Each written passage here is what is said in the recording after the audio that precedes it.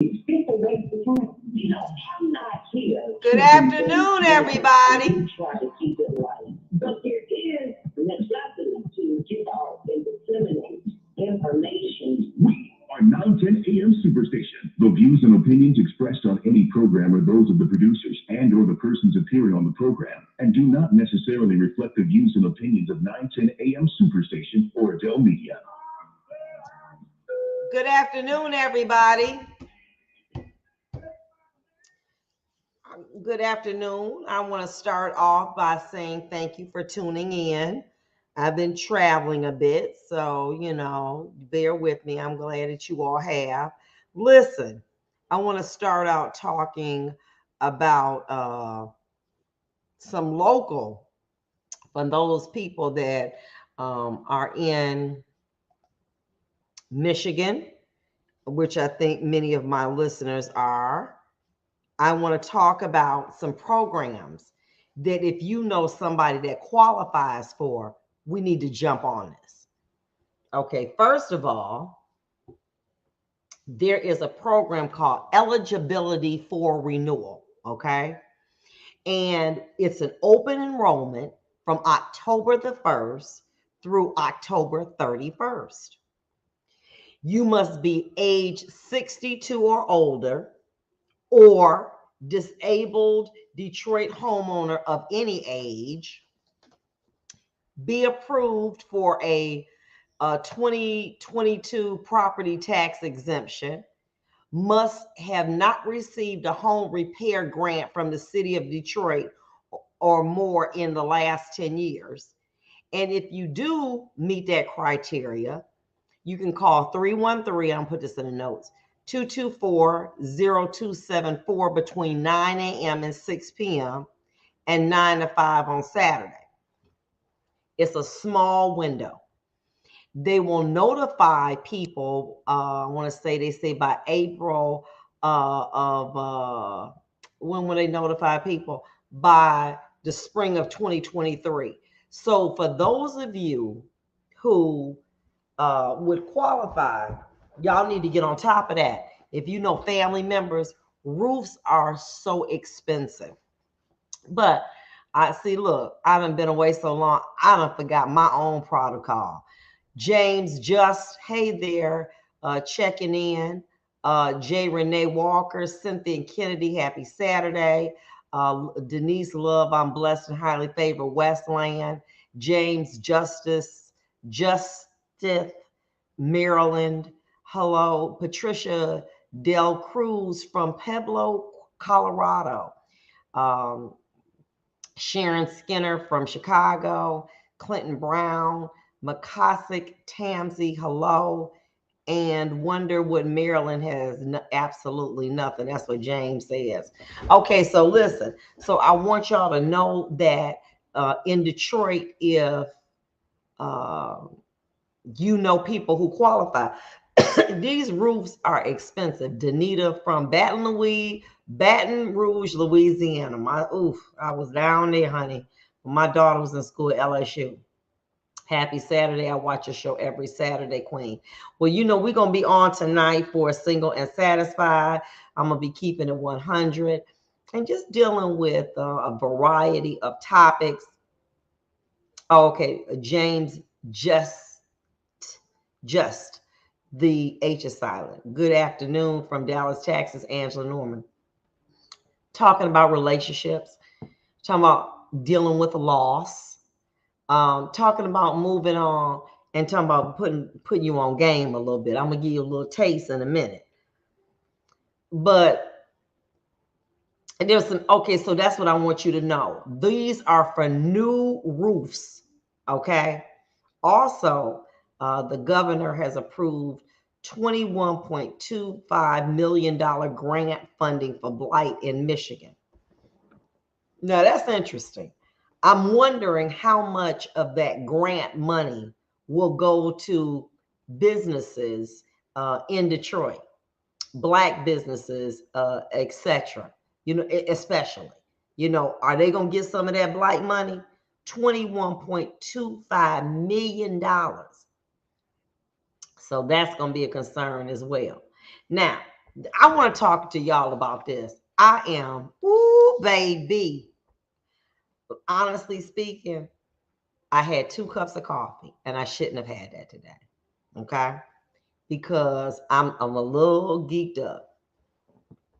I want to talk and I want to know what your thought is. We've got 3 major cases before the Supreme Court. Okay. Fair admissions versus Harvard and UNC and SFFA is going to be argued on when? Halloween. Are Harvard and the University of North Carolina violating the Constitution and federal civil rights by giving an edge to qualified Black and Latino applicants and not Asians? Since 1978, the regents of the University of Colorado versus Bakke, the court held that colleges and universities may consider race as a plus factor for Latinos and Blacks. Now, if you do not know, and I'm gonna get to some other stuff, some other cases too. It's almost as if people are making laws or arguing things and running to the Supreme Court to get it validated, to turn back the hands of time. We already saw what happened with Roe v. Wade.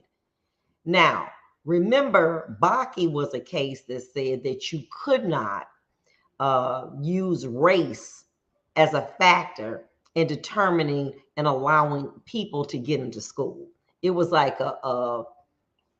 say for instance, when you take the SAT has so much value, the ACT has so much value, your grade point average has so much value, and there's a list. And one of the things that they were doing was using race, okay, gender, race as a basis to give people additional points who did not do well on standardized tests. Now follow along, okay? Follow along. When a person attends public school, traditionally, they learn the following. 2 + 2 is 4. 5 - 1 is 4.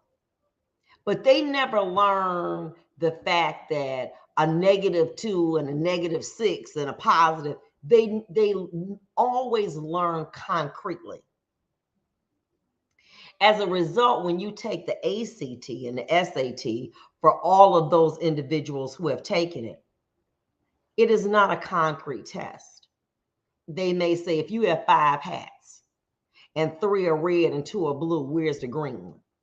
It's abstract. Traditionally, in schools in the inner city, they are not taught to think or to analyze abstract in an abstract manner.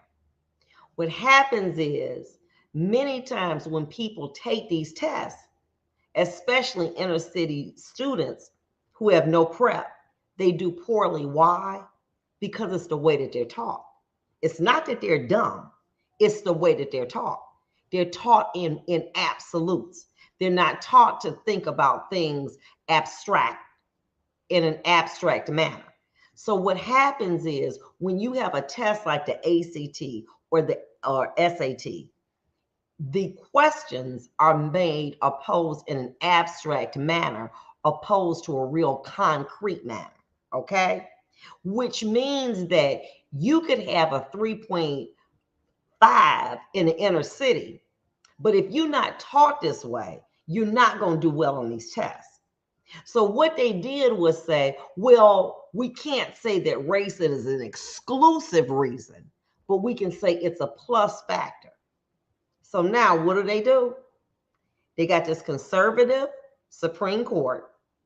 So now they find someone to challenge this law that now, if passed, is going to dilute Blacks and Latinos, who many of whom go to school in the inner city. It's going to dilute their ability to get into these bigger schools, because if they say you can't consider it as a plus factor, they out the game. But listen how they do it. Oh, that's pretty. I'm gonna see it and see if y'all catch this. They say that this law, the plus factor consideration, it discriminates against Asians. How many Asians go to school in the inner city? 1%, a little bit. Many Asian Americans have had the luxury, not all, but many have had the luxury of attending schools in the suburban areas where abstract thinking is taught, where the ACT is taught, where the SAT is taught. I'm not saying that there are not any Asian Americans who don't live in the inner city. I'm not saying that. But many times, by and large, they're not at a deficit like Black students and Latino students. Okay? Many times, Black students and Latino students have the added responsibility of caring for their family. They have to work. They have to watch their siblings. So they just not going to school every day and waking up and just having to do schoolwork. And so then when they decide, I want to go to college, they look at a program or a system that gives numbers to certain things. Give you a prime example. If you go to school in Detroit and you got a 4.0, it's graded, you assessed a different point value than if you go to Bloomfield with a 3.5. Well, how can that be? It is. It is.